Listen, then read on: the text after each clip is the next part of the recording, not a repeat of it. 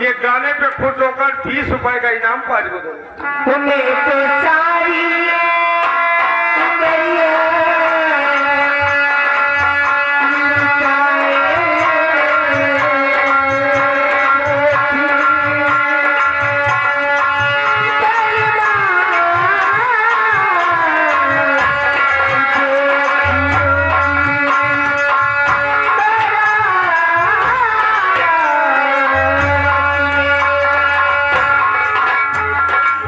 एको तो सही सवा वाली जाइए दिया अगर तो मैं मुका बरस ना ये जाइए कहा जाता दिया जाता है।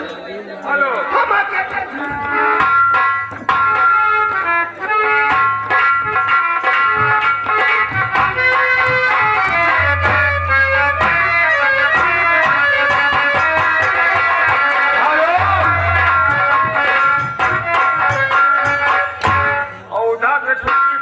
अशोक प्रधान का सुना जो ऐसा तो नहीं चलिए बिल्लिया बोले क्या बोले। और लीजिए खाने की फरमाइश लगी दिल लेके जा रहे हैं हम आगे भी उसके बाद बिल्लिया बोले।